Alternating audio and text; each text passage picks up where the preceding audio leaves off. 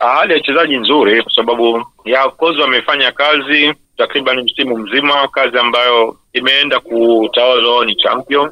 Nimefurahi sana kwa kazi ambayo wamefanya wachezaji wangu. Kiukweli sina shukrani nyingine za kuwapa zaidi ya maneno yangu. Pia nishukuru kamati yetu ya Mtibwa Sugar pamoja na benchi zima la ufundi kwa ushirikiano mkubwa ambao tumekuwa nao katika kipindi chote cha championship 24-25 na kuhakikisha Mtibwa Sugar inarudi. Ilikuwa ni ngumu kiasi gani mwalimu kwenye ligi daraja la kwanza kwa maana championship mpaka mnafanikiwa kuwa machampioni kama hivi ambavyo mnaenda kuhitimisha leo kwa kucheza mchezo maalum dhidi ya Mbeya City? Ligi ilikuwa ngumu kwa sababu championship ni ligi ambayo yenye ushindani, ni ligi ambayo yenye timu kongwe.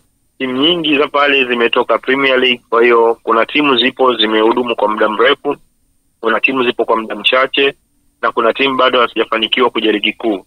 So ushindani wa pale ni mkubwa na kila mechi inakuwa na maandalizi yake, na changamoto zaidi inapokuja ya unakuwa na maandalizi bila kumjua opponent vipi ametoka kucheza mchezo uliopita ama michezo iliyopita. Shida kwamba haikuwa na live game, isipokuwa mechi chache za mwanzo zilibahatika kuoneshwa. Kwa hiyo ilikuwa inatupa ugumu kwenye maandalizi, lakini tumshukuru Mungu tumefanikiwa. Pia kuendana na ile speed ya championship ilikuwa inahitaji tukae kwenye rhythm. Lakini by the way tumeenda nao sawa na tumeweza kufanikiwa. Ndio ile kauli wanasema ukiona nyani mzee ujue karuka viunzi vingi.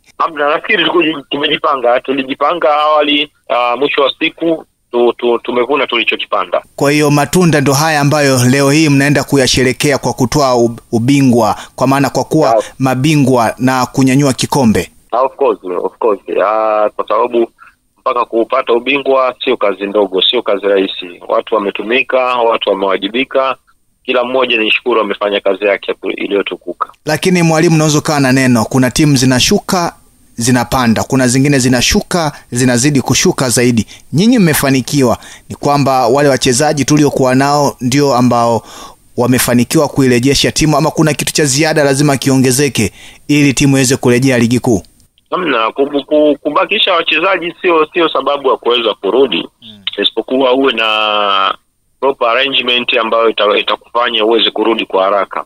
Kuna timu zina wachezaji wa Kongo wengi wameshatumika ligi kuu, lakini bado hawajabahatika kupata hiyo nafasi. Nafikiri ni kukaa chini tuanze kushakuwa umeshuka daraja, kuanza kutambua kosa lako, wapi uliteleza, nini ufanye ili uweze ku step forward. So nafikiri Mtibwa tulikaa, na tulipogundua hivyo ndio ikawa mwanzo wa safari yetu ya mafanikio ilianzia hapo.